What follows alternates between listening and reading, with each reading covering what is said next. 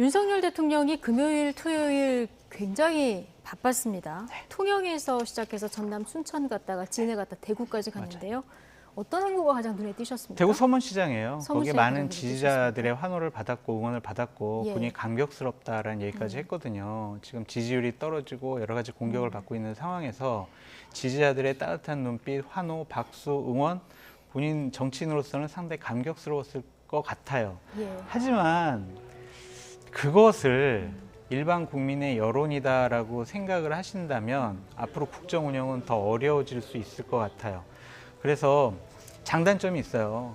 아, 나 힘든데 나를 응원해주고 지지하는 사람들이 나 더욱더 힘을 주는구나 그렇게 생각할 수도 있는데 그것이 전체 국민의 여론이라고 생각이 들면 지금까지 해왔던 예. 비판적으로 야당이나 언론에서 지적해왔던 거를 고치지 않을 거예요. 그냥 본인이 지금 하는 것이 옳다라고 생각할 거란 말이에요. 그러면 국정 운영 기조가 바뀌지 않을 거예요. 그러면 지지율이 치고 올라간다라고 우리가 예상하는 것은 좀 어렵지 않을까 생각이 들어요. 그래서 되게 저 행사가 잘된 행사긴 하지만 좀 양 측면을 다 봐야 하는 예. 행사다라고 보여져요. 순천도 중요한 일정 때문에 가긴 했는데 네. 이제 서문시장이 좀 묻히는 느낌이 있었고. 이게 좀 달라요. 예. 국제정원 박람회에서는 공식적인 행사만 했어요. 음. 그 서문시장에서는 30분 정도 막 예. 악수도 하고 얘기도 하고 지지자들 환호도 받고 막 느꼈잖아요. 근데 순천 가셔가지고는 공식적인 행사만 해가지고 순천 시민들의 네. 그러한 직접적인 의견이라든지 만남은 없었으니까 좀 차이가 있어 보입니다. 예. 자, 지금 말씀하신 대로 윤석열 대통령 대구 서문시장 이게 100주년 기념식이더라고요. 네. 거기에 참석을 한 건데 대선 후보 시절부터 지금까지 보니까 서문시장 한 6차례 정도 찾았어요. 굉장히 애정을 드러냈는데 지난 토요일 발언 그리고 지난해 방문 당시 발언 함께 듣고 오시겠습니다. 마지막 유세에서 서문시장에서 보내주신 뜨거운 지지와 함성 지금도 잊을 수 없습니다. 그 생각을 하면 아무리 어려운 일이 있더라도 지금도 힘이 납니다. 이 자리에서 다시 여러분을 뵈니 국정의 방향, 국정의 목표가 오직 국민이라는 초심을 다시 새기게 됩니다. 제가 어려울 때도 우리 서문시장과 대구 시민 여러분들 생각하면 힘이 납니다, 여러분. 오늘 제가 기운 받고 가겠습니다. 네. 대구는 뭐 보수 진영의 성지죠. 여기 다녀오면은 저렇게 보면 힘을 받을 것 같기도 합니다. 지금 1년 동안만 세보면 4번 정도 가셨던데 네. 박근혜 전 대통령보다 많이 가셨더라고요. 네. 힘을 받기 위해서 뭐 힘이 나는 장소에 간다. 뭐 저는 네. 좋은 거라고 생각해요. 예. 근데 그 받은 힘을 어디다 쓰느냐가 저는 굉장히 문제라고 생각하거든요. 그러면 그 받은 힘을 초심만 오직 국민이라는 초심을 생각하는 데 쓰셔야죠. 자신만 생각하고 자신의 주변만 생각하고 자신의 미래를 그리는 데만 그 힘을 쓰셔야 되겠습니까? 지금 국민들은요, 그렇게 보이는 거예요. 그리고 저 서문시장을 또 가는 것도 자신을 위해서 그림을 그리기 위해서 또 가시는 것처럼 보이는 거예요. 국민들 눈높이에는 그렇게 네. 보인다. 문제는 그겁니다. 얼마든지 힘 받기 위해서 가셔도 되죠. 그 힘을 좋은 데 쓰신다면. 그리고 국민들에게 조금 더 다가가는 데 쓰시고, 그다음에 본인과 다르지만 다른 사람을 이해하시는데 그 힘을 쓰신다면 저는 100번이고 1000번이고 서문시장 가시라는 말씀을 드리고 싶고요. 예. 그런 게 아니라 그 힘을 자꾸 엉뚱하게 쓰실 거면은 저기를 가시는 것보다는 좀 더 본인이 다른 생각, 자신의 생각을 좀 더 넓게 하고 돌릴 수 있는 곳으로 더 네. 많이 발걸음을 향하셨으면 좋겠다. 이런 말씀을 예, 드립니다. 저 대구 서문시장 방문할 때 그리고 야구 시구할 때 이럴 때 대통령 표정이 굉장히 밝은데 그럼요. 힘을 얻고 오는 거는 좋다. 그런데 이거를 조금 제대로 된데 그 얻은 힘을 썼으면 좋겠다 이런 얘기세요? 그런데 국정 운영에 쓰셔야죠. 그런데 저는 자꾸 근데 걱정스러운 게 뭐냐면 저기에 물론 대구 시민과 경북 도민 자발적으로 오신 분들이 있긴 있을 거예요. 그런데 대부분 많은 분들이 동원된 당원들 같아요. 우리 그렇게 대통령 보이신다? 오시니까 예. 우리 대통령 오시니까 가서 힘 실어 줍시다. 그래서 당원들이 당협위원회에서 당원들이 대규모로 이제 저기 오신 것 같거든요. 근데 보통 다른 지역과도 뭐 민주당도 마찬가지고 그렇게 당연히 그래요, 다. 하죠? 예. 네, 당연히 그렇게 하죠. 그러니까 그것 자체가 이제 문제라는 것이 아니라 자칫 잘못하면은 저기에 나온 분들의 여론이 일반 국민의 여론이라고 착각할 수가 있다니까요. 전 그 점이 걱정되는 거예요. 예. 그러면은 국민의 공감을 받는, 국민의 눈높이에 맞는 참 판단과 결정하기가 쉽지가 않다. 왜냐면은요, 거기 갔더니 대단하네. 와, 나 감동스러웠어, 감격스러웠어. 와, 따뜻한 눈빛과 정말 환호성. 와, 이거 여론 나쁘지 않은데? 이런 식으로 생각하면은 지금 각종 여론조사 지표로 나오는 부정평가가 높은 것이 이건 잘못된 여론조사다라고 참모들과 대통령이 판단하고 느낄 수가 있단 말이에요. 예. 그러니까 저는 그 점이 좀 걱정이 돼서 계속 저 서문시장의 어떠한 지지자들의 저런 환호가 그렇게 썩 대통령에게 네. 좋은 현상만은 아니다라는 생각이 듭니다. 수치로 나타나는 여론조사 그 어떤 추이가 최근에 좀 비슷한데 오늘 나온 리얼미터 여론조사인데요. 윤석열 대통령 지지율이 4주 만에 0.7%포인트 소폭 반등했는데요. 부정평가도 0.4%포인트 정도 네. 올랐죠. 하락세는 주춤한 정도라고 평가를 하면 될까요? 저 어떻게 보십니까? 글쎄요, 이제 뭐 소위 말하는 악재라는 것이 생겨서 하락 추세에 있다가 뭐 그 이상의 악재로 번지진 않았기 때문에 그 정도에서 좀 정체된 거 아닌가 저는 이렇게 보이고요. 예. 뭐 저 정도로 소폭 상승이다 이렇게 얘기하기도 좀 그렇죠. 그래서 뭐 지금은 약간 그 관망세로 약간 돌아선 거 아닌가 저는 개인적으로는 그렇게 좀 느끼고 있는데 문제는 저 긍정 수치가요. 계속 제가 말씀을 드리는데 대선 때 얻은 당신의 득표율보다 한참 아래라는 거예요. 한 12% 정도.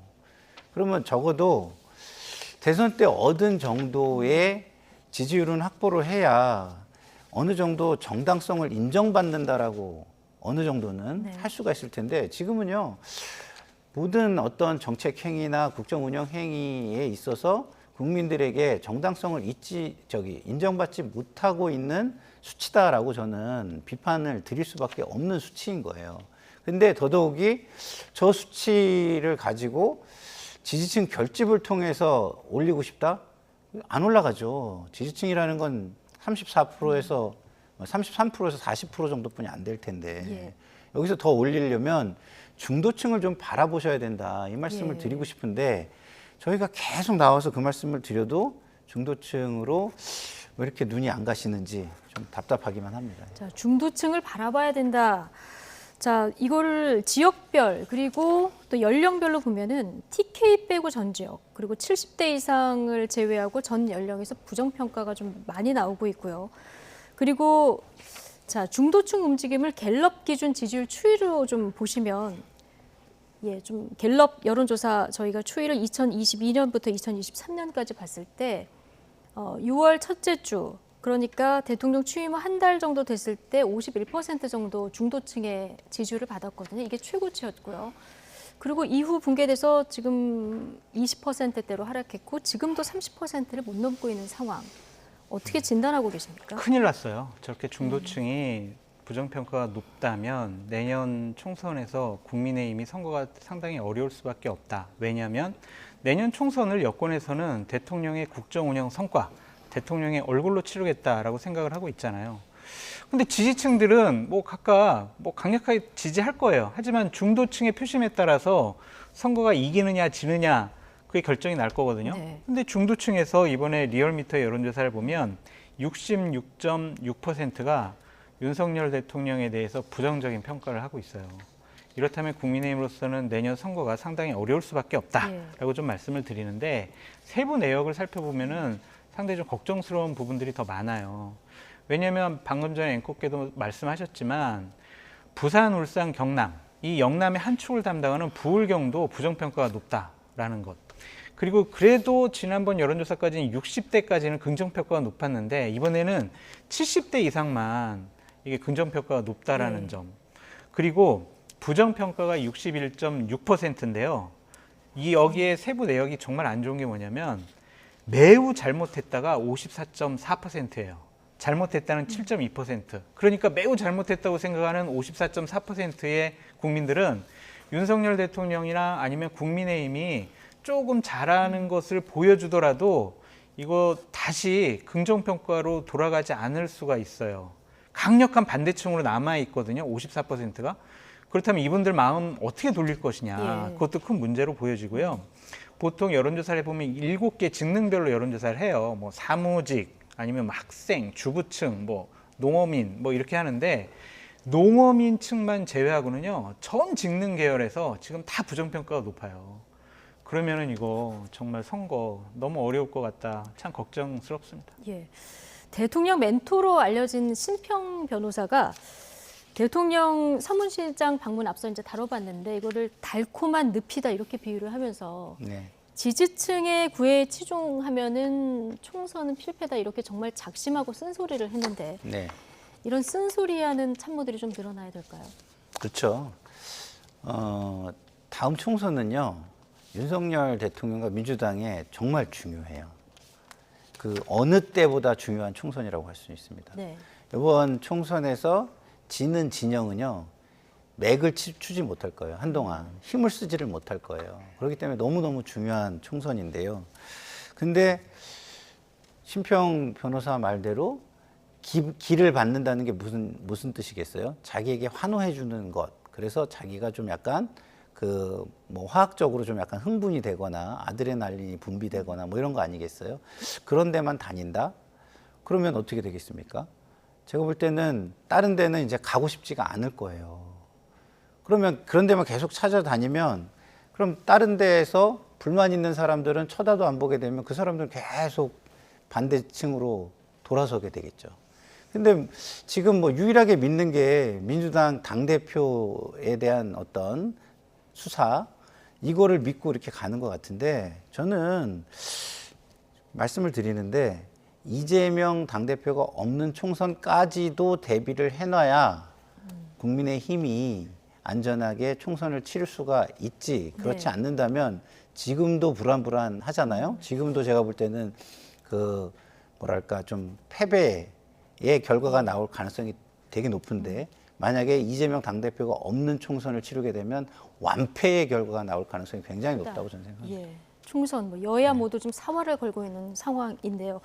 지금 중차대한 국가적인 이슈가 굉장히 많지 않습니까? 뭐 당장 외교 일정부터 해서 앞서 얘기한 2030 엑스포까지 굉장히 많은데 정부 여당의 지지율이 이렇게 올라가지 못한다고 하면은 국정 운영에 상당한 부담이 될 테고요. 이거를 좀 벗어나서 동력을 확보하려고 하면 어떤 전략을 써야 될까요? 뭐 첫 번째로는 국정 운영의 유능함을 보여야 될 것 같아요. 한일 정상회담을 보면 뒷얘기가 많이 나오잖아요. 네. 우린 다 내줄 거 다 내주고 얻은 게 하나도 없다.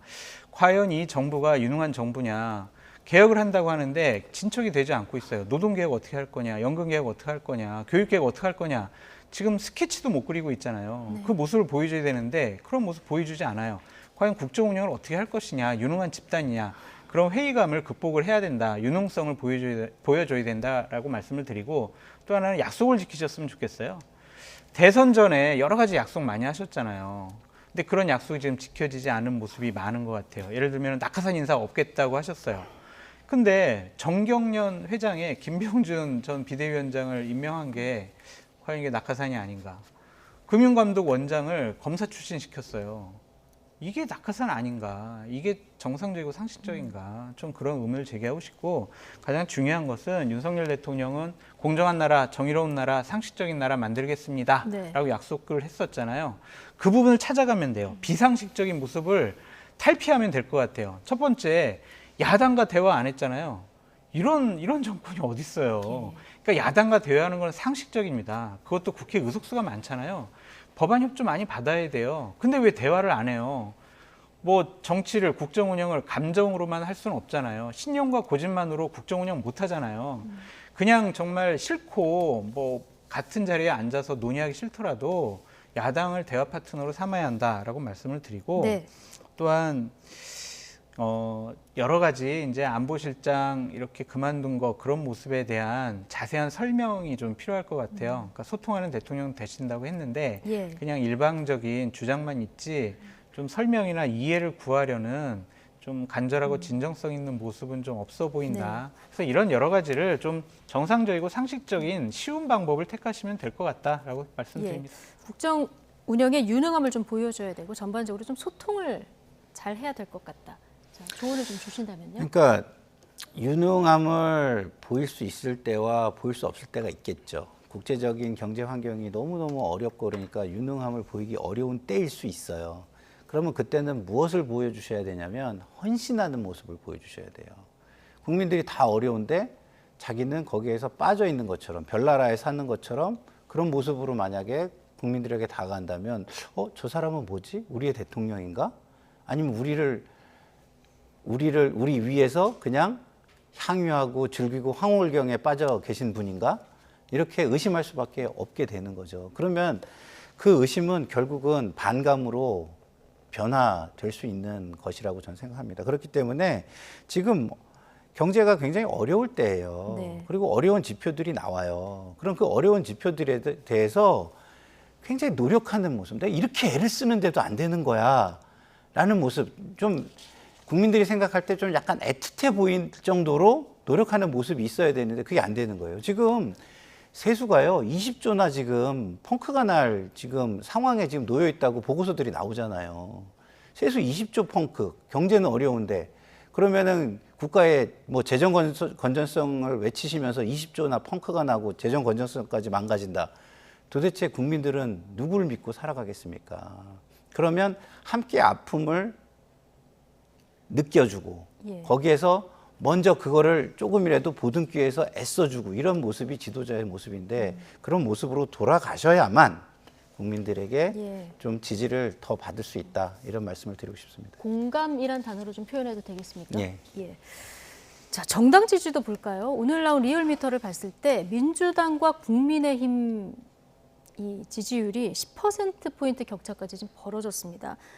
김기현 대표 체제 돌입한 지 얼마 안 됐고 이재명 대표 사법 리스크는 계속되고 있는데 지금 민주당이 10%포인트 정도 앞서고 있거든요.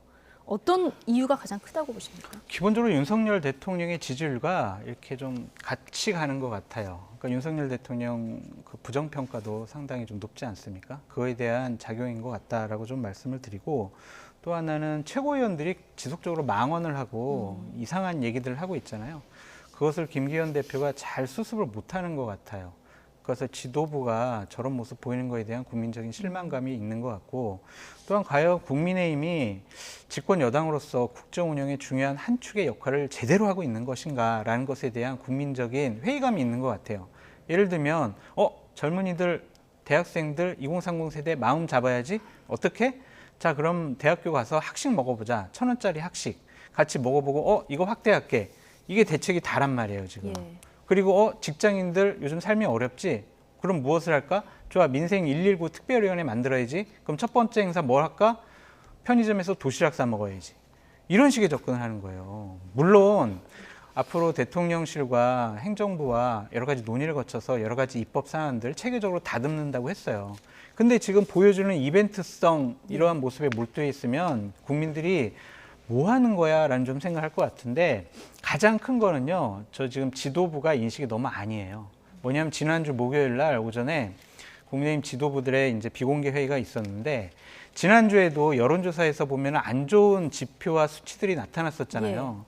근데 지난주 목요일 날 한 보수 언론사에서 국민의힘이 상당히 높게 나오고 민주당이 낮은 그런 여론조사를 발표를 했단 말이에요. 그거를 그 자리에서 자기들끼리 돌려보면서 안심했다는 거예요. 야, 여론조사 이렇게 나왔으니까 이거 다른 여론조사들은 안 맞고 이런 여론조사 맞는 거야. 우리 안심해도 되는 거 아니야? 이런 얘기를 했다는 거예요.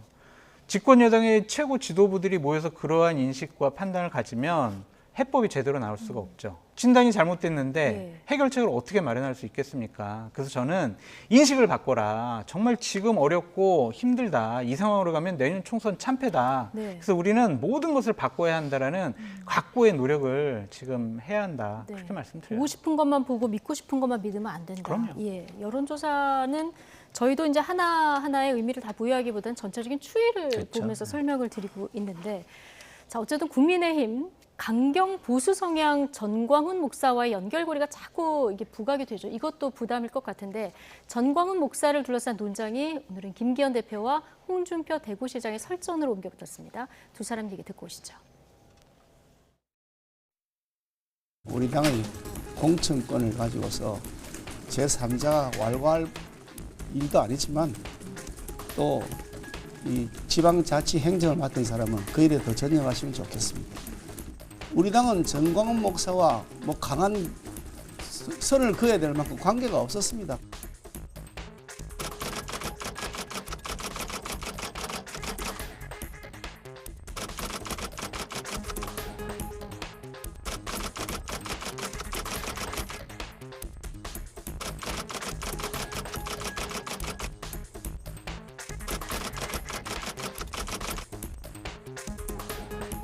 네. 자, 뭐 주말 사이에 이 전 목사와 홍 시장의 설전이 이어졌고요. 이게 이제 확산될 조짐을 보이자 김기현 대표가 나선 건데 지금 앞선 김기현 대표 얘기를 들어보면 약간 양비론적 입장인 것 같아요. 글쎄요, 뭐 저는 뭐 양비론적이라고도 보이지 않았고요. 그냥 뭐 그 말도 안 되는 이야기로 그냥 둘러대는 모습 같았어요. 왜냐하면 국민의 시각이라는 게 있잖아요. 국민의 시각에 전광훈 목사와 국민의힘이 아무 관계가 없다라고 생각할까요? 근데 그런 이야기를 당대표가 나와서 국민에게 이야기를 한다? 국민들이 뭐라고 생각하겠어요? 우리를 바보로 하나? 이렇게 생각하지 않겠어요? 그러면 그런 생각을 끊어줘야죠. 실제로 관계가 없다 하더라도 국민이 그렇게 보고 있으면 왜 보고 있는지를 찾아서 끊어주는 게 지도자의 역할 아니겠습니까? 그게 당을 위한 거 아니겠습니까? 그리고 그게 다음 총선을 위한 거 아니겠습니까? 근데 그런 어떤 목표 의식을 가지고 하는 거 하나도 없이 지금의 상황에서 그냥 둘러대고 끝난다? 와, 너무나 무기력하고 너무 진짜 홍준표 시장의 말을 빌자면 어이가 없네요. 어이가. 예, 어이가 홍준표 없는 대구시장의 모습이다. 말에 한 표를 이번엔 주시는 거고. 그리고 전광훈 목사는요, 강성 보수라고 하셨나요? 그 아니에요. 저는 강성 보수도 아니에요. 저는 완전 독선과 오만이죠. 세상에 자기만 있다는 유아 독존이고 신도 뭐 본인 아래에 있다라고 얘기하시는 분 아닙니까? 저런 분과 종교인으로서도 저는 함께할 수 없는 분이라고 생각합니다. 네. 전광훈 목사 그 유튜브 방송 발언을 보면 홍준표 대구시장의 막말도 막 쓰고 그러던데요. 여러 가지 발언 중에서 이제 좀 눈에 띄는 게 솔직히 인정할 건 인정하자. 우리가 집회 안 하면 정권이 교체됐겠냐. 이 발언도 있고요. 내년 총선 공천 주지 말고 다 잘라버리자. 이런 얘기를 하는데 전광훈 목사가 국민의힘에 도대체 어떤 존재길래 이런 발언까지 나올 수 그게 있는 바로 겁니까? 자유한국당 시절이죠. 황교안 이제 당대표 할 때 야당으로서 상당히 무기력한 모습을 보였었는데 전광훈 목사가 본인을 지지하고 성원하는 사람들과 함께 매주 토요일, 일요일 날 집회를 했었잖아요. 거기에 국민의힘이 너무 매몰된 것 같아요. 거리에 동원하는 그리고 나와서 문재인 정권에 항거하는 그런 모습에 상당히 뭐 힘도 얻었지만 거기에 끌려가는 모습을 보였다라고 말씀드릴 수밖에 없어요. 전광훈 목사는 당과 보수우파 진영에 지분이 있다고 생각하는 것 같아요. 교만한 생각이지만 우리가 야외에서 밖에서 거리에서 집회하지 않았으면 정권 교체가 됐겠어? 문재인 정권 타도한 그 집단이 누구야? 우리야 라는 그런 자만심이 있는 것 같고 또한 국민의힘 당원 우리 대략 8만 명 정도 있어. 그러니까 우리가 선거를 통해서 투표를 통해서 국민의힘 지도부를 우리가 좌지우지할 수 있어. 이런 생각도 좀 하고 있는 것 같습니다.